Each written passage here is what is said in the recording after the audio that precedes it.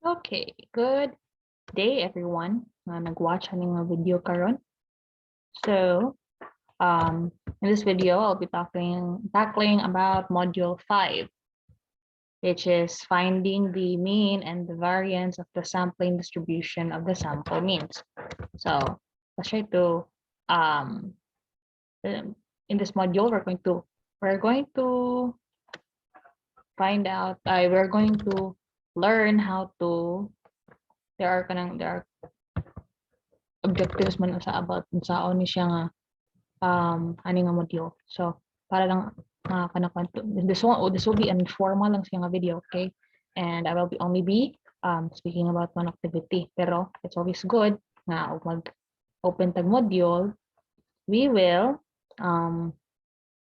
first kay tanaw na to kung unsay objectives sa ani nga module. So we can actually find that here. So specifically kamo nga mga students kay your task para sa any module is to find the mean and the variance of the sampling distribution of the sample mean, and also to define the sample distribution of the sample mean for a normal nga population wherein the variance is known and unknown. Okay, so I hope from now there's a very long word and long words ang kanang na involved, but I'm pretty sure na kanang all of you kay kanang aware na sa concept about means and variances based sa inyong previous nga modules. But if not, let's try to recall, okay? So okay, there's a lot of reading involved here. So, but before that, before we start the lesson proper, we are going to recall recall the previous lessons and associated with sa aning module. There are some concepts diri nga ato ang balikon. So I'm going to show you also mag-solve ta gamit aning Google Jamboard. Okay, so mo-solve sa what's new. Let's read the situation na gihatag karon. So it's Monday, kintay anya Harvey or si kanang representative ninyo mga grade 12, mga grade 11 na students is very enthusiastically challenged for his MDL experience in week 5, Chiverlo. So on the other hand, he chose because it's more practical to his condition. Okay, so fine. On the other hand, this mobile phone notified him that Module 5 settings have been posted on their Facebook learning space. So, okay. Pero nakalimot daw siya sa iyang 5-digit smartphone passcode. So, given these sets of numbers, we are going to provide kintahay the code. Okay? So, mo na siya expected na siya nga answer sa next sa concept sa under ani nga section para maka-provide sa code kay we are going to find this pag-solve. Okay. So we recall I'm pretty sure all of you guys know this formula. So this is the formula for the variance, and also what the other letters and variables entail. Okay, and this is the standard deviation. So this is just the square root of the variance. And you're given a set of data. So with this set of data, gibutan na diri ang mean, gibutan na sa diri ang squared, gibutan na diri ang kanang list of kanang mga values, gibutan sa niya ang square sa mga values.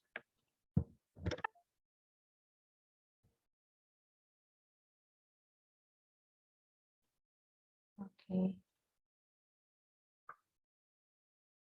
So we have this set of data. Ang gibuhat this is actually just this large part here is actually just the summation. Okay. So I want to see kaning 46 is actually just the sum of all the individual values. Okay, so let's try to calculate kung maabot na siya. So 2 plus 5 plus 6 plus 9 plus 11 plus 13 is just equal to 46. You can double check with your calculators. And then, ang gibuhat sa second na column is that ang value niya sa first column igo rag square because since mo ni siyang x, lakit tahay is number 2, the square of 2 is equal to 4. So 2 times 2 is equal to 4. 5 times 5 is equal to 5. And so on. And then, gikuha sa niya ang sum of those squares of values, which is equal to 436. Why do we need to do this? Because it is needed in the both the variance and standard deviation formula. So let's try to copy the formula for the variance. So this is the variance. We have the sum of the squares of x, and we also have the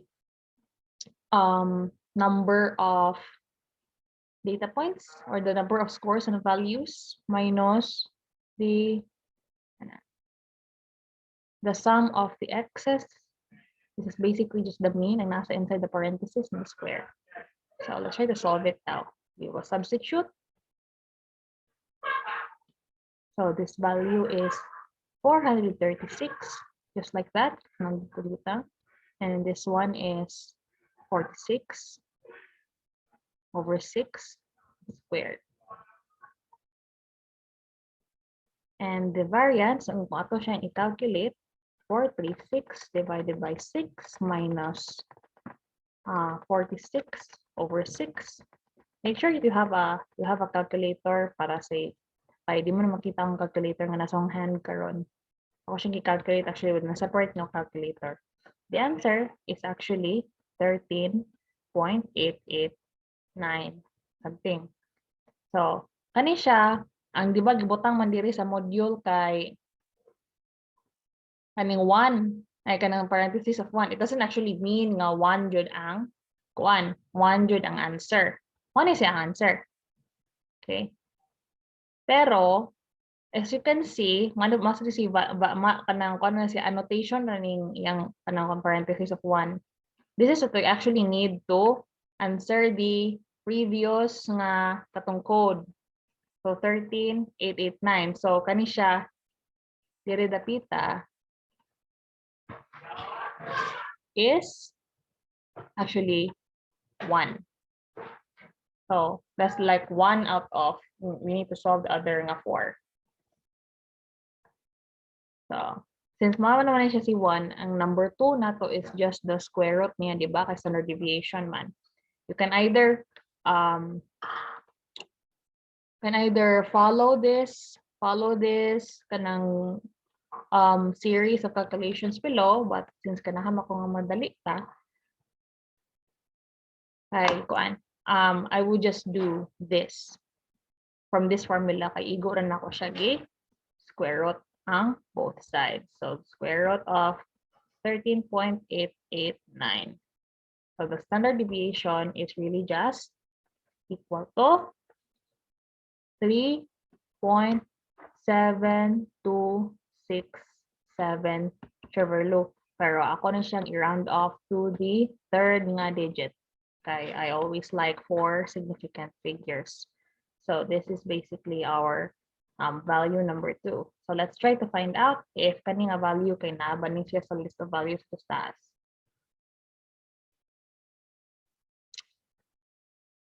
So alas na. So nasa 3.727. So kani siya, yung second na to nga value, this is actually number 2 right there. I-erase natin yung kaning smudge na dali. And this one as well. Okay. So, okay. Those are kanang given those nga formulas ha. So we've already answered this one and answered this one. You guys are very smart. Charot. So, given ani, let's look at this is a second part sa concept reviewer. Connected gihapon siya sa first na activity. Let's try to place it there. Space. Okay, recall that recall po mo ani. Let's try to copy this concept table like that. Nambutan diri. So we can answer it.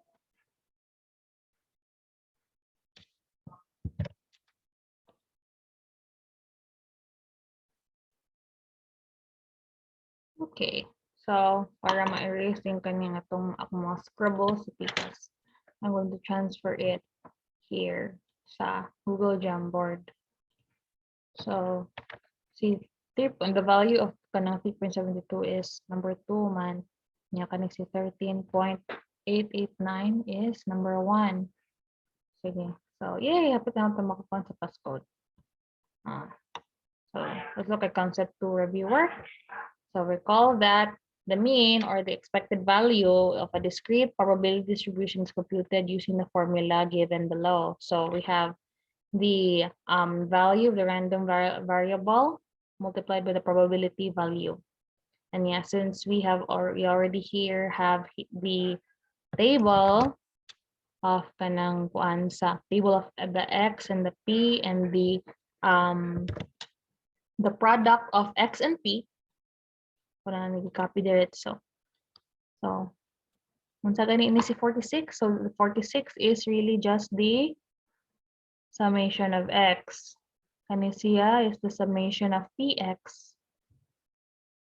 Kani, and this 5.86 makes it the sum of the product. Ano yung pasabot niya? The sum of the product x multiplied by px. Okay? Sige. Paano na siya? Pwede mo na siya i-add individually para ganahan ka nga to make sure nga mabot yun ang answer. Hala, sige, go. Walang nag-stop sa'yo. So, ang next, ang kanang si number 3 is actually just the mean. Okay, so the mean is equal to E of x, which is equivalent to the summation of x times P of x. So we're basically just going to substitute this, and the answer is 5.860. So this is actually our value number 3. So we were able to solve the value number 3. So panahon natin just na aba. So naagyan. We're going to place that here. What about the next one? So reviewer, ding, ding, ding. So recall that the variance and standard deviation of a probability distribution are computed using the formulas presented below. So lain po to siyang same magyapon to siya nga variance and standard deviation na formulas, but this one kay gamit na the kanang expected na value. Okay, the expected na value and the probability na value kung gamiton ng probability na value. Let's try to do this kintahay. So, gamit me, we're already being introduced with another nga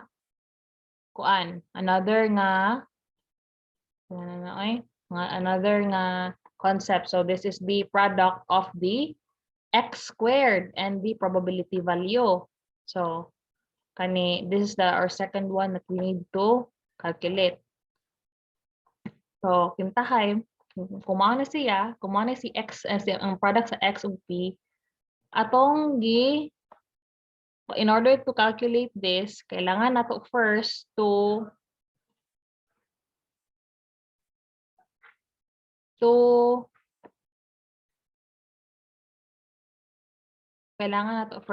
multiply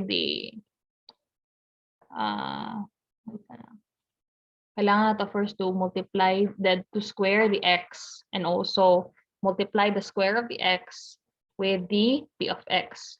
Ayan, ibutang nato dire ang answer. Let's look at the first nga row kintahay.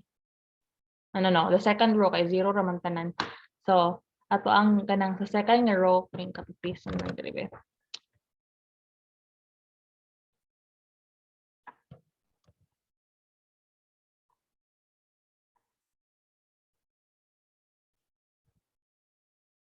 So, okay. We have this, I copy the table. So, let's say kintahay, kaning see if the x is 2. So, 2, what is the square of 2? 2 times 2 is equal to 4. Okay. And then, according to this one, so ang value sa P is 0.15. Dili na ako mag-compute sa P because taas ang formula. And nga, I'm pretty sure kabaw, I have faith in you guys nga kabaw mo kung unsaon ng kanang P of X based sa previous nga module. Okay. So, kani siya. So, we have 4 and we have the value 0.150.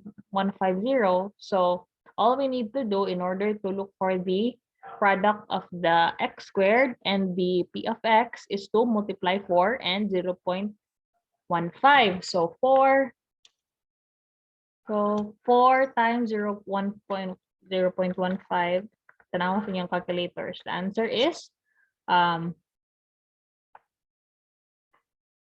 the answer is 4 times 0.15.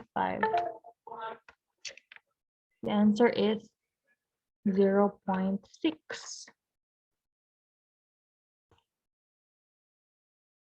Okay, so I realized something about the module just now. And this value, this set of value is, these set of values are actually wrong. Why? Because I'm going to prove it. This is supposed to be the product of this the square of x multiplied by P of X. Okay, so 4 times 0.15 is actually 0.6. And I copy the set of values to Excel. So this is supposed to be our X. This is our P of X. And then, wait, no, this is the P of X. This is the X squared. And this is the product of X squared times P of X. You can see it's a formula that 0.6 should see ang product between 4 times 0.15. Okay, so the bottom nga kanang kwan, at the last row is the sum of the values. Sum is the total nga kanang values. So I placed there as well. So apparently there I have no idea kung giunsa ni siya, but ang nakalculate na ko nga values sa kanang as the sum is not, it's not 637.06, but actually only 54.06. So from here on out, we are going to use this set of values. Okay, I'm going to copy this. I'm going to take a screenshot of this and then copy this the Jamboard. So I'm just going to place that here. Okay, right there. So let's call this the new nga table.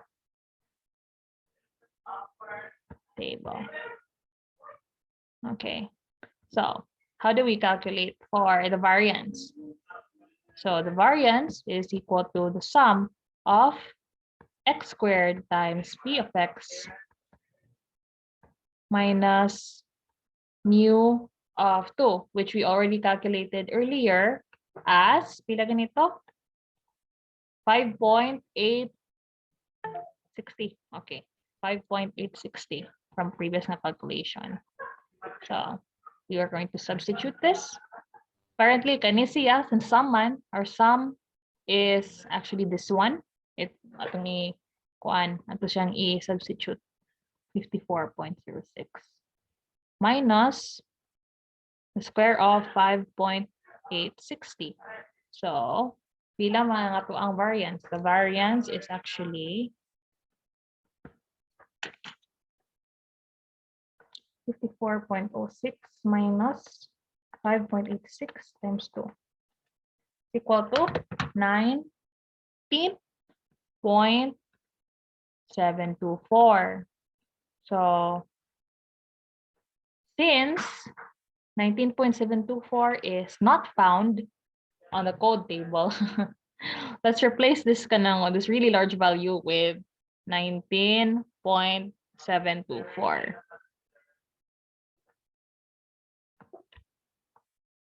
So this is our number 4 na nga value. Okay. So we are able to calculate this one right here. So it follows sad nga since ang standard deviation kay kuan naman siya square root of the variance. We are going to look for the square root of 19.7204, which is equivalent to 4.44.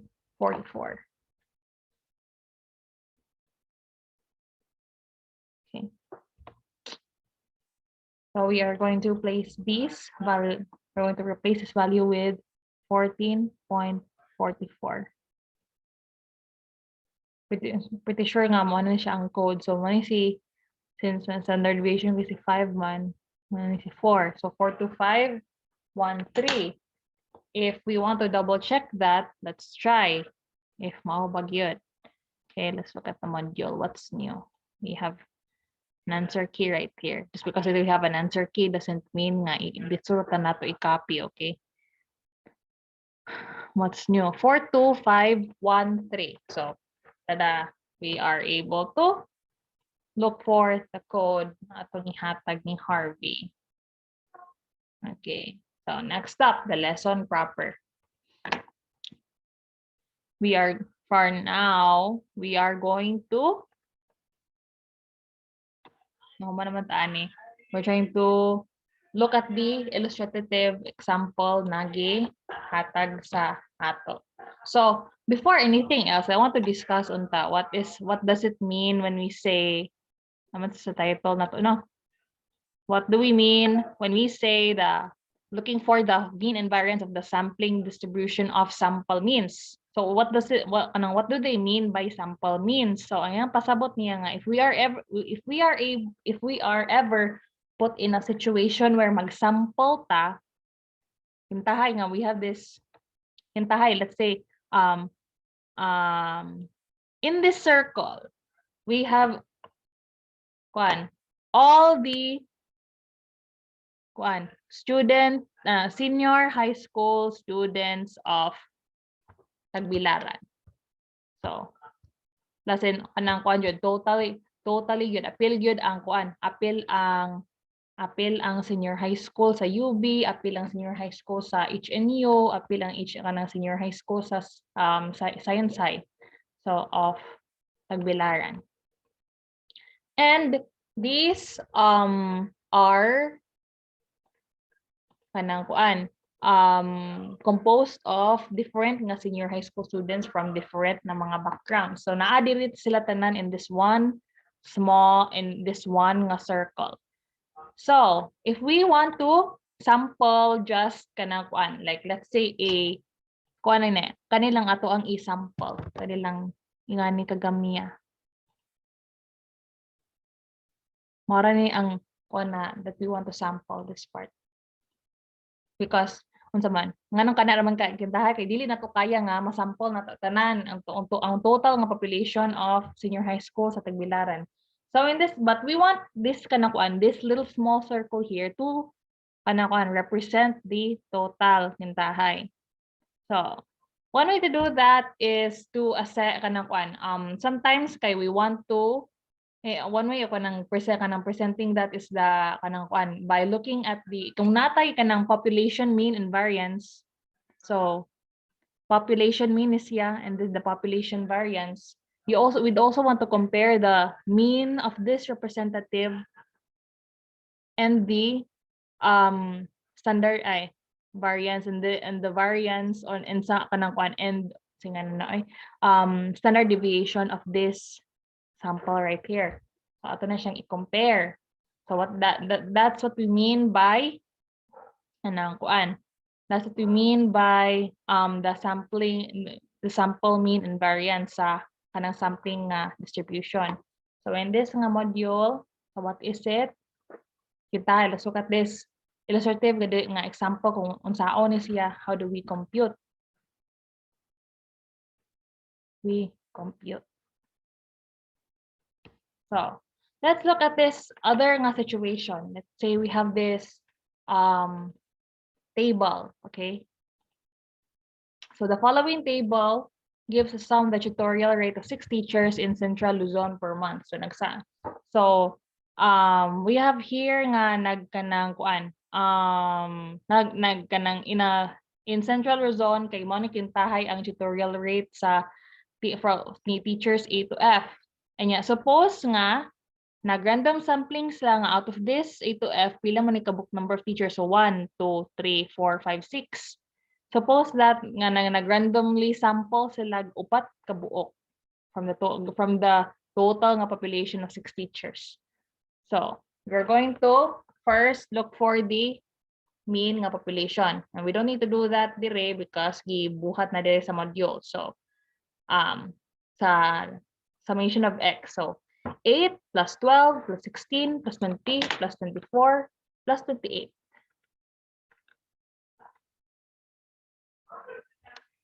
Is equal to 108. And then 108 divided by the number of teachers, which is 6, is 18. So ang yang pasabot niya ane is that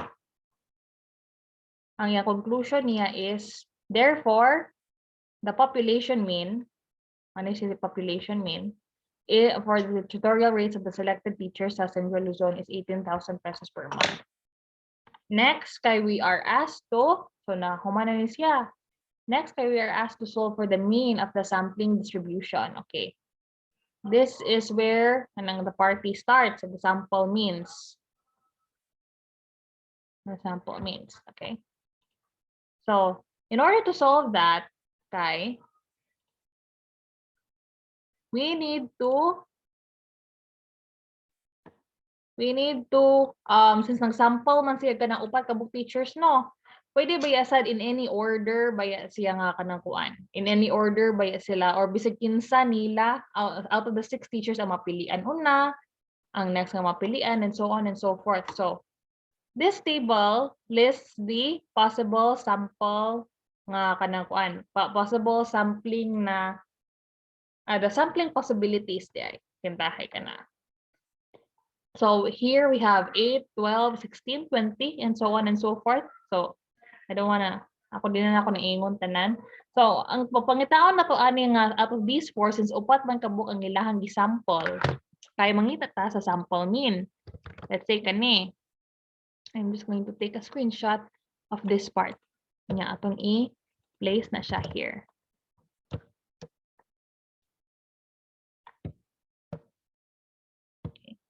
Here. So, atong buhaton is we're going to look for the sample mean. So this is called the sample mean. Okay. So, out of these 4 possibilities, pangitaon na to ang mean. So, unsay pamaagi ang pangitaon? 8 plus 12 plus 16 plus 20 divided by, pila man na sa tanan? 4, di ba? That is equal to 14. And doing the same for 8 plus 12 plus 16 plus 24 divided by 4 is equal to, all of that divided by 4 is equal to 15. So, mana ang gibuhat this in this area and this in this mga part. Okay? And they did that and so on. So, kitag na siya panaog. So, you have here another table of this result. Ni result na siya into another na table of sample na means. So, you have it right here.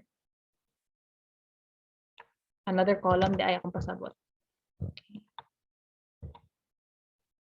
So, kani nga sample mean, nakita niyo man yung buwan nga nabay uban nga gabalik-balik, di ba?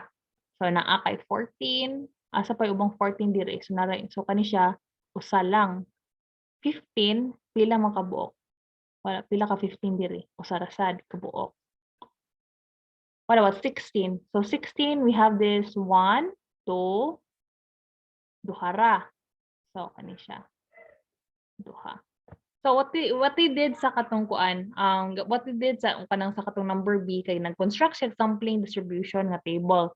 Meaning i-count niya kung pila kabuok nga sa possibilities nga ang sample mean kay mahulog nga 16, pila ang 15, pila ang 14. Let's try to compute for the rest. So 17, pila man ni siya. So we have 1, 2 rasad. And then sa 18, pila man ni siya? 1, 2, we have 3. So 3. So mo ni ang gibuhat. This result kung kani siya itali po ni siya against kani mga possibilities against sa sample mean, we would resolve to this table right here. Gihimo siyang kanang kuan. Gi-count nato basically ang iyahang frequency ba kung kano sa ikapila magbalik-balik ang sample mean. Okay? And then gi-count, of course, gi-count si probability.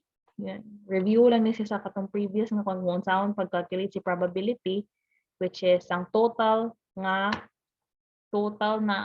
kanang total sa frequency. I-divide niya.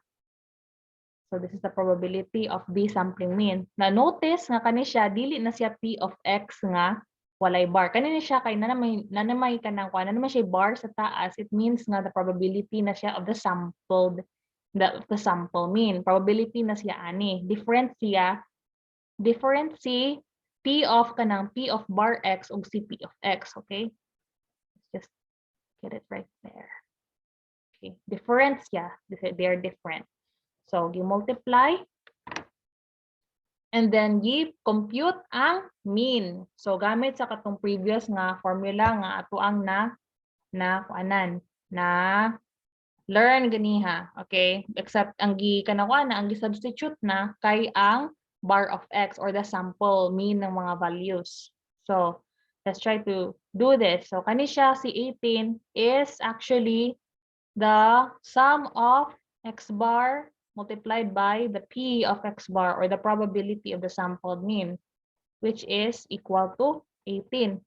So, kana, kung ano siyang i-substitute niya here, okay? We're going to substitute that here. So, it means to say nga, kani si mu of kanang X bar is 18. So, it means that the mean of the sampling distribution of the sample means is 18.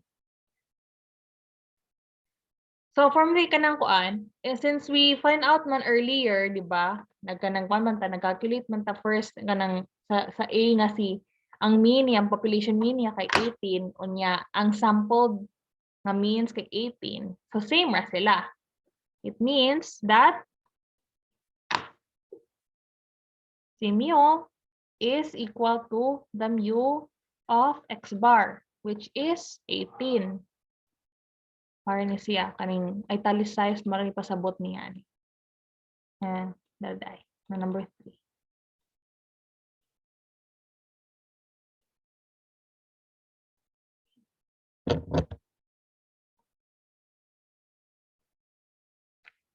Okay.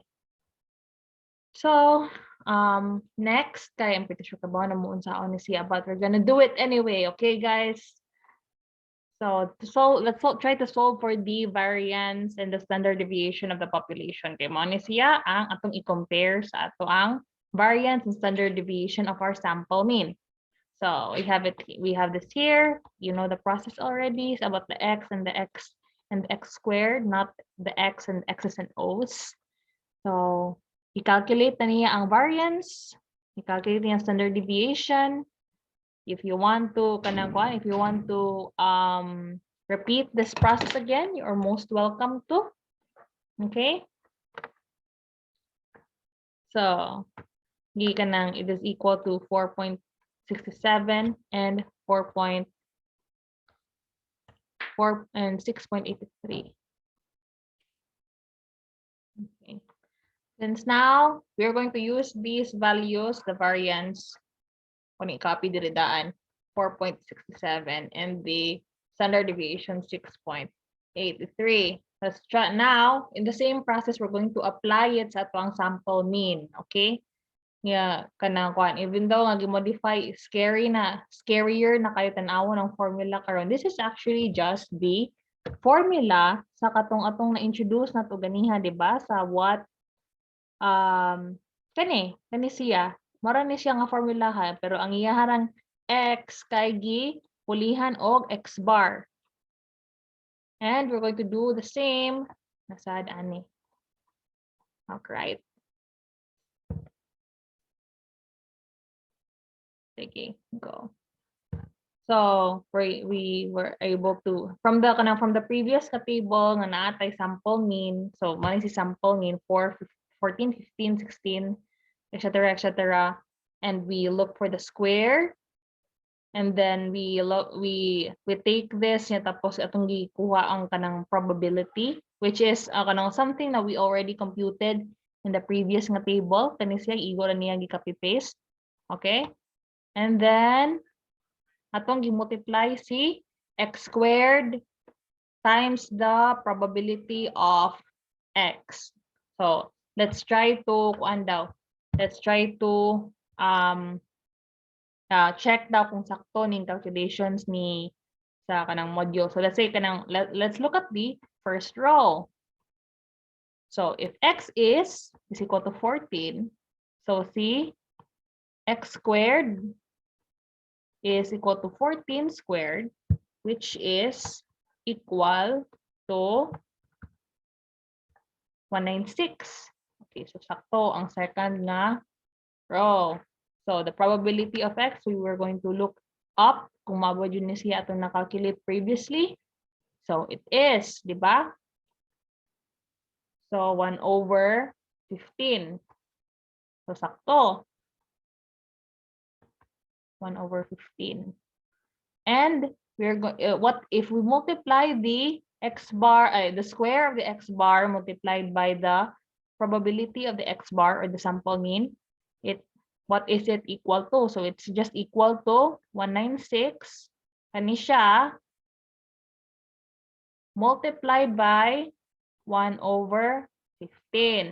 So this is equal to 196/15. Ayun sa lang i-round off, especially in the middle of a calculation, kay if i-round off ninyo in the middle of a calculation, it might end into a different answer. So they try to look for the summation sa kanang sa ani nga so the square of x bar multiplied by the probability of x is equal to 328.67.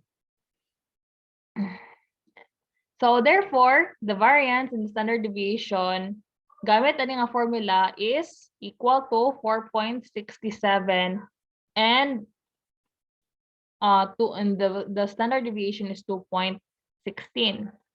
So as you can see, we already copied our kanang ganiha, our answers kanina. So let's try to compare it.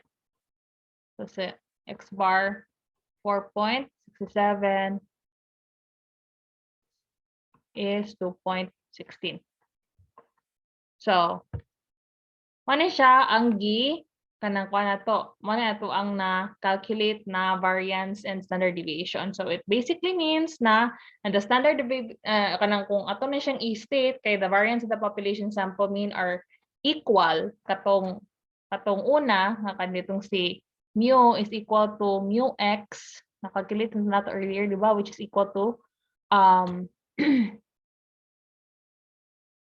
I don't no joke dito mo ang iyang pasabot na ka variance, so man siya duha ang akong na kuanan kay katong mean man, but basically ang mean may niya sa kay same sad, but ang iyang gitukoy karon kay if you notice right now is that ang iyahang kuan niya kay kani nga value is just equal to this value.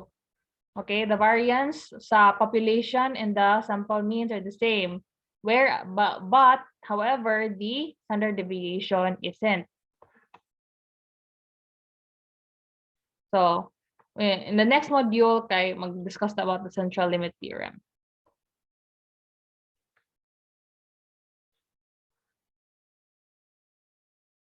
And that is it. That's how you compute for the mean, and that's how you calculate for the mean and the standard deviation and variance of a sample mean.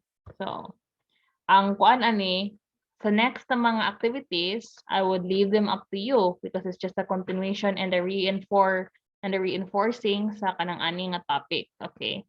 So kindly answer what's more. And then also there is something I would also like you guys to think about sa next nga section, which is kaning a reflection kaning sa what I have learned nga section. And that is all. See you sa next nga module.